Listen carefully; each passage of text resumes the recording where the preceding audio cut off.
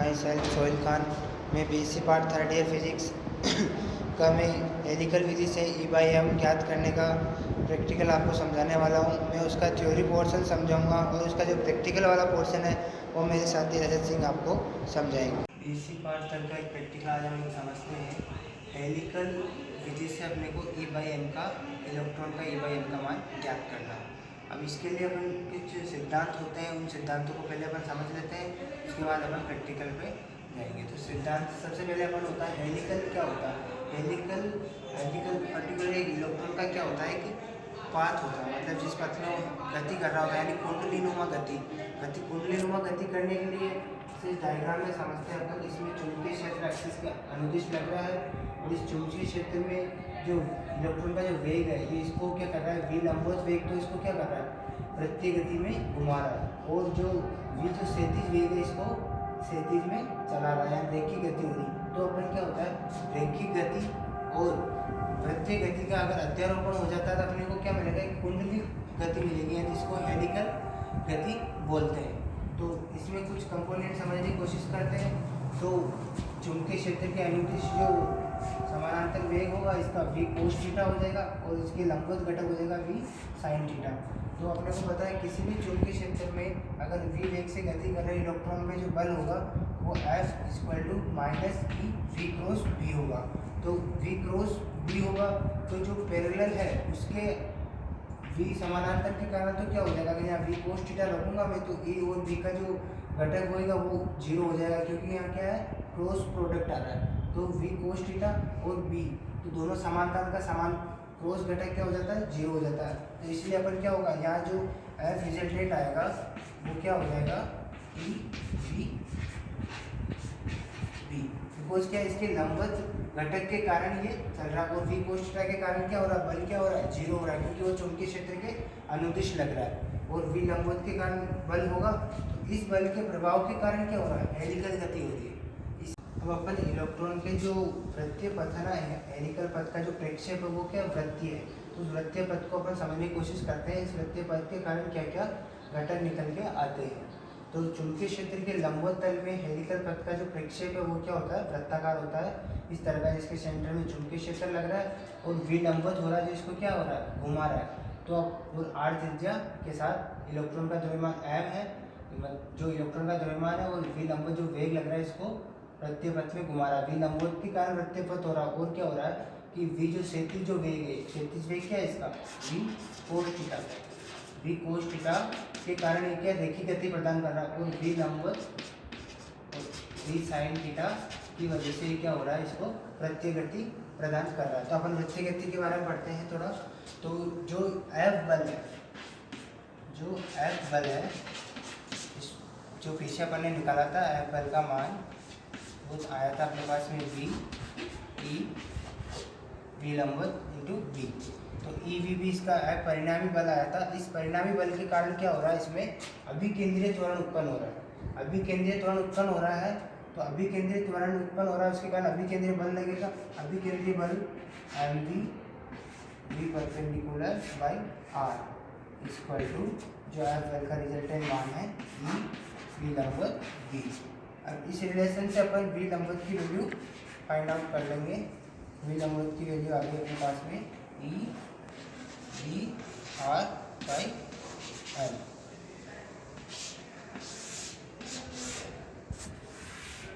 अब अपने को इसका आवर्तकाल निकाला, वेग मिल गया अपने को। तो आवर्त यहाँ अपने अभिकेंद्रीय बल के कारण अभिकेंद्रीय त्वरण उत्पन्न हो रहा था, तो अपन ने इनमें F रिजल्टेंट को दोनों को बराबर रखते हैं। इक्वेशन से अपने पास में v लंबवत और r में एक संबंध प्राप्त हो गया।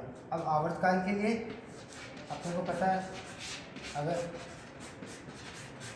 अगर वृत्तीय पथ है तो वृत्तीय पथ में क्या होगा, 2πr, ये जो वृत्त है इसकी परिधि जो 2πr दूरी अगर ये तय कर रहा होगा अपॉन v लंबवत, क्योंकि यहाँ इसका वेग क्या है, v लंबवत इसको घुमा रहा है, तो यहाँ v लंबवत आ जाएगा। तो v लंबवत की वैल्यू अपन यहाँ से रख देंगे, तो 2πr by EVr by m, तो इक्वल टू आ जाएगा ये 2πm बाई EV। ठीक है। अब अपन इसकी कोणीय आवर्ती लिख लेते हैं। कोणीय आवर्ती आवर्तकाल के आगे अपन कोणीय आवर्ती निकाल सकते हैं। तो कोणीय आवर्ती और आवर्तकाल में रिलेशन होता है 2π/t। तो ये t की वैल्यू रख देते हैं अपन, तो ओमेगा बराबर आ जाएगा 2π/t की वैल्यू होगी 2πm तो कोणीय आवर्ती आ गई dv/m। तो जो अपनी कोणीय आवर्ती है और आवर्तकाल है, ये दोनों वेग और वेग की दिशा पे, वेग के परिणाम और दिशा पे निर्भर नहीं कर रहे। यहाँ से हम लोग पता चल रहा है इसमें कोई वेग का कंपोनेंट नहीं है, मतलब कोणीय आवर्ती और आवर्तकाल दोनों वेग एवं वेग की दिशा के परिणाम पर निर्भर नहीं करते हैं। और अपन पढ़ लेते हैं पिच क्या होता है। चुंबकीय क्षेत्र की दिशा में एक आवर्तकाल में तय की गई दूरी, एक आवर्तकाल में तय की गई दूरी, तो पिच किसके इक्वल हो जाएगी टी वी पैरेलल। तो अपन ने हेलिकल पथ के बारे में बात कर ली थी, इसका वृत्तीय पथ वगैरह होता है। अब दूसरा एक जो सिद्धांत है इसका, वो एक परिनालिका और यूज में लेते हैं अपन। तो अब परिनालिका के कुछ सिद्धांत यूज में आते हैं, तो उससे रिलेटेड अपन थोड़ा इनके बारे में स्टडी कर लेते हैं। अब अपने को पता है कि परिनालिका के केंद्र पर जो चुंबकीय क्षेत्र होता है, तो वो होता है μ0 ni cos फाई। फाई जो है ना, जो परिनालिका के जो किनारे हैं, वो परिनालिका के केंद्र एक्स के साथ बनाया गया कोण है। तो μ0 की वैल्यू अपने को पता है, n हो गया एकांक लंबाई में फेरों की संख्या, यानी कि n हो गया n/l। एकांक लंबाई में अगर फेरों की संख्या होगी वो n से डिनोट कर देंगे। और आई अपने को जो फेरों में जो धारा का मान है वो अपने को पता है। कोस फाई कैसे निकालेंगे, कोस फाई इसकी परिनालिका की लंबाई l दे देगी, इसका व्यास d दे देगा। तो मैं जो ये जो त्रिभुज है, इसमें अगर मैं कोस थीटा का फॉर्मूला लगाऊँ, कोस थीटा आधार बटा स्क्वायर, इसको मैं एक तरह से लंबवत या नगण्य है, लंबवत इसको मैं मान लेता हूँ, तो आधार बटा कर्ण, तो आधार हो जाएगा इसका कोस थीटा के लिए l/2 और कर्ण हो जाएगा इसका आधार स्क्वायर प्लस लंब स्क्वायर। तो ये d/2 l/2 का स्क्वायर करके, तो मेरे पास में कोस फाई का जो मान है वो आ जाएगा l/l square plus d square. अब अपन आगे इनकी कार्यप्रणाली के बारे में पढ़ेंगे, जहाँ कैथोड रेज ट्यूब जो होती है CRT के बारे में, और कैसे क्या इनकी उपकरण सेट करते हैं उसके बारे में पढ़ेंगे। उसके बाद प्रैक्टिकल से रीडिंग नोट करेंगे। CRT की अपन जो व्यवस्था होती है उसको थोड़ा समझ लेते हैं, कैसे इलेक्ट्रॉन पर्दे पे जाते हैं और किस तरह से वो फोकस करते हैं उसको, और अपने को वो डॉट दिखाई देता है, वो लाइनें कैसे किस प्रकार से बनती है। तो होता क्या है, जैसे अपने VA बोलता है यहाँ लगा रखा है, यहाँ से कैथोड है, यहाँ इसका एनोड कनेक्टेड है, और जो x विक्षेपक प्लेटें हैं जो क्षैतिज है, और y डैश जो है अपनी ऊर्ध्वाधर विक्षेपक प्लेटें हैं, है ना। जो अगर x की जो पर्दे से जो दूरी है विक्षेपक प्लेट की वो Lx हो जाएगी, और y की जो दूरी है वो Ly हो जाएगी। अब क्या होता है, यहाँ कैथोड से क्या होता है, इलेक्ट्रॉन का उत्सर्जन होता है। अपन जानते हैं कैथोड से इलेक्ट्रॉन का उत्सर्जन होता है, और कैथोड से इलेक्ट्रॉन का उत्सर्जन होगा और वो v वेग से गति करता हुआ पर्दे पे टकराएगा। तो इसको अपन थोड़ा मैथमेटिक्स में समझते हैं। तो क्या होगा, अगर v वेग से गति कर रहा है तो हाफ mv स्क्वायर की गतिज ऊर्जा लेके, और अगर v है उसको वोल्टता दे रखी है तो उसकी ऊर्जा क्या हो जाएगी, v के इक्वल हो जाएगी। यहाँ v है, ये इसकी वोल्टता है, ठीक है। यहाँ से अपन v की वैल्यू फाइंड आउट कर सकते हैं। v इक्वल टू हो जाएगा 2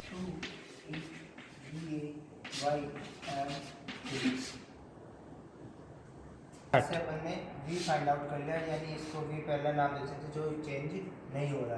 तो अपने पिच का फॉर्मूला अपने को पता है, पिच इक्वल टू अपने निकाला 2πm/gb इंटू v पैरेलल। यहाँ से v पैरेलल की वैल्यू अगर मैं रख दूँ, पिच को मैं अभी x मान रहा हूँ, Lx इक्वल टू हो गया 2πm/gb, और v पैरेलल की वैल्यू होगी √2pVA/m, ठीक है। तो Lx हो गया, जब मैं y दिशा में लूँगा, जब प्रैक्टिकल आ रहा है y का लेंगे तो अपन यहाँ Ly, Lx और Ly में से अपने को गिवन होता है।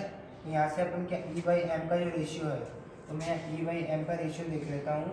इसको मैं एडजस्ट करके ऐसे लिख सकता हूँ, L X equal to under root M by E into under root 8 pi square D A by D square. ठीक है, ई बाई एम को मैं सेपरेट कर रहा हूँ, E by M equal B A by I square. तो यहाँ B की वैल्यू में क्या रख दूँगा, B equal to mu zero L by L cos five. Cos five की वैल्यू के लिए अपन ने cos five L by two L square by D square. ये अपन इसकी वैल्यू सारी इसमें पुट करने के बाद में ई बाई एम को सेपरेट करने के बाद में क्या होगा, 1/2 B A by I square L, यहाँ बी स्क्वायर की अपन वैल्यू रख देंगे तो N cos five L X का होल स्क्वायर 10 की पावर 14। अब अपने को बी ए अपने को गिवन होगा, आई अपने को फाइंड आउट करना है प्रैक्टिकल की चीज़ें, एल अपने को गिवन है, एन अपने को गिवन है, कोस फाइव के बाद गिवन है, तो एल एक्स अपने को गिवन होगा। तो सिर्फ और सिर्फ अपने को आई की वैल्यू निकालनी है। तो यहाँ से वी ए अपन क्या करेंगे, मल्टीमीटर से अपन वी ए का मान नाप लेंगे, और ई बाई एम का अपने पास में आई एल एक्स जब ले रहे होंगे तो अपने पास में आई एक्स की वैल्यू आएगी, और एल वाई जब ले रहे होंगे अपने तो आई वाई की वैल्यू आएगी। और फिर उसको रिवर्स पोजीशन में करेंगे अपन तो एक्स की वैल्यू आएगी, तो एल एक्स तो चेंज नहीं होगा, लेकिन क्या होगा, आई एक्स अपने पास में रिवर्स पोजीशन में चेंज करके आएगा। तो दोनों की अपन मीन वैल्यू निकाल के ई बाई एम का मीन वैल्यू निकाल लेंगे, तो अपने पास में E by M find out हो जाएगा। हमको पावर ऑन करने से पहले परिनालिका को पृथ्वी के चुंबकीय क्षेत्र के लंबवत रखना है, ताकि उसका पृथ्वी के चुंबकीय क्षेत्र का मान न्यूनतम या नगण्य हो सके। पावर ऑन करते हैं। अब पावर ऑन करने के बाद में हमें वोल्ट मीटर से इसकी वोल्टता नापनी है, और हम जानते हैं कि इसमें उच्च वोल्टता प्रवाहित हो रही है, क्योंकि इलेक्ट्रॉनों को त्वरित करना होता है, तो हमारा हाथ उसमें न लगे वरना करंट लग सकता है।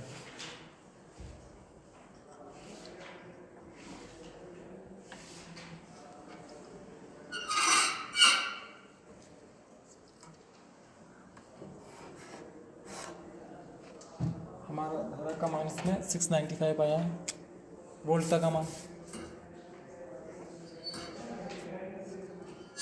ठीक है, अब सबसे पहले हमें इंटेंसिटी और फोकस को सेट करना होगा, ताकि सारे इलेक्ट्रॉन एक ही जगह एक केंद्र बिंदु पे त्वरित हो सके। ठीक है,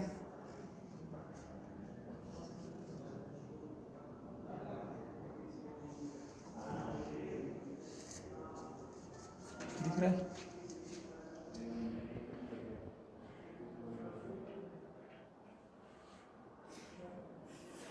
अब हमें एक्स डायरेक्शन में इसकी रीडिंग्स लेनी है, तो इस इंडिकेटर को एक्स की तरफ ऑन करेंगे। ठीक है, अभी जो एक्स कंट्रोल है, इससे जो लाइन दिख रही है अपन को, इसको छोटी या बड़ी कर सकते हैं, तो इसको एक मीडियम साइज पे रखना है।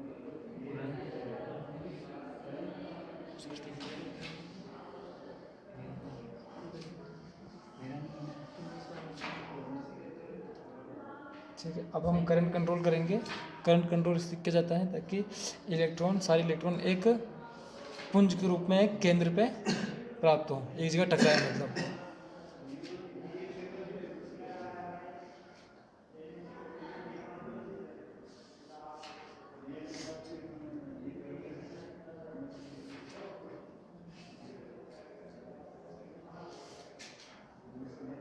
अब इसकी रीडिंग नोट कर लेंगे कितनी आ रही है।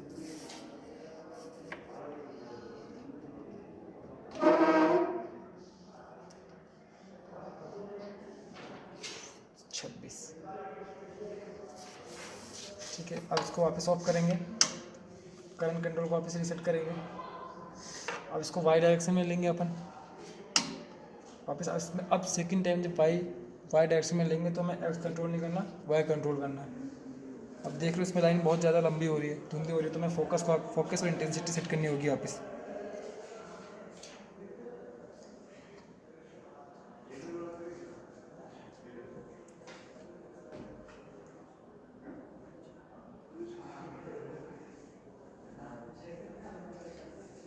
अब करंट कंट्रोल करेंगे इलेक्ट्रॉन को एक जगह टकराने के लिए।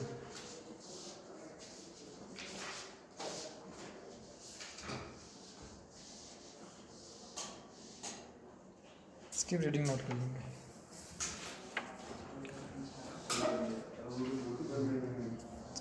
अब हम पोलराइज रिवर्स में मान ज्ञात करेंगे। तो इंडिकेटर को इधर करना है, करंट कंट्रोल को वापस रीसेट करना है। ठीक है, ये ऑफ है, अभी ऑफ कर दिया इसको। अब वापस एक्स डायरेक्शन में पोलराइज रिवर्स में। ठीक है, अब वापस करंट कंट्रोल करना है।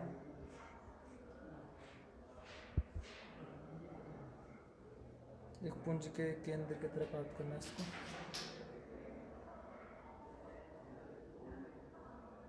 रीडिंग नोट कर लेते हैं। 26।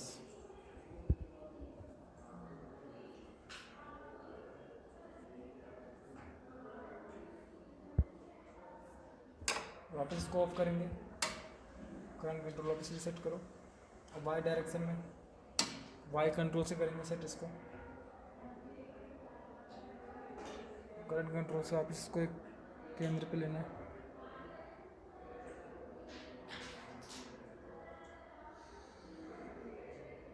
ठीक है, इसकी रीडिंग नोट कर लेते हैं। 21। अब इसको ऑफ कर देंगे। पहले इसको रीसेट कर दो वापस।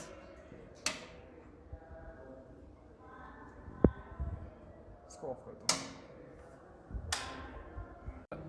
ये बाय का फॉर्मूला है जो कि है half VA/I² into L/N cos phi LP का स्क्वायर इंटू 10⁻14 C/kg। ठीक है, अब हमें VA का मान हमने वोल्ट मीटर से माप लिया था। LX और LY की वैल्यू दे रखी है। cos phi का मान हमने इस फॉर्मूले से निकाल लिया है जो कि L/√L² प्लस D²। D की वैल्यू दे रखी है हमारे पास, L की वैल्यू भी दे रखी है और N की वैल्यू 1200 जो कि फेरों की संख्या है ना प्रणालिका में।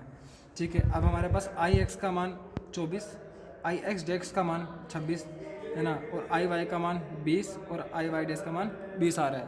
इन सभी वैल्यू को अल्पतमान 0.05 से मल्टीप्लाई करेंगे और फिर इनका माध्यमान निकालेंगे। IX का माध्यमान 1.25 आ रहा है एम्पियर और IY का माध्यमान 1.0 एम्पियर आ रहा है। ठीक है, अब IX का मान रखने पर किसमें E/m के फॉर्मूले में। ठीक है, जो कि अपने पास में है 1.25 एम्पियर। तो अपने आ जाएगा हाफ, जो कि अपन ने VA की वैल्यू निकाल ली थी 6665 बाय ये IX का माध्यमान का स्क्वायर और ये अपने पास L की वैल्यू है 20, N फेरों की संख्या 1200 इंटू cos phi की वैल्यू निकाली अपन ने। cos phi की वैल्यू अपने कितनी आई थी 0.091 इंटू LX। अब LX और यहाँ दोनों में जब IY का निकालेंगे तो L का मान में चेंज रहेगा, इसका स्क्वायर इंटू 10⁻14। इसका सोल्व करने पे ये वैल्यू आ गई। अब अपन IY का मान रखेंगे E/WM के मान में, E/m के फॉर्मूले में। तो ये अपने पास 1 एम्पियर है। इसमें वापस रखेंगे VA की वैल्यू बाय 2 जो कि है ये IY का माध्यमान का स्क्वायर, ये L वैल्यू हो गई, ये N, ये cos phi, ये LX जो कि IXX से अलग है इंटू 10⁻14। उसको भी सोल्व कर लिया, इसकी वैल्यू ये आ गई 1.033 इंटू 10⁻11 C/kg। IY का मान E/m के फॉर्मूले में रखने पर हमें ये वैल्यू प्राप्त हुई और IXX का मान E/m के फॉर्मूले रखने पर हमें ये वैल्यू प्राप्त हुई। इन दोनों का माध्य निकालना जो कि E/m का माध्य वैल्यू है।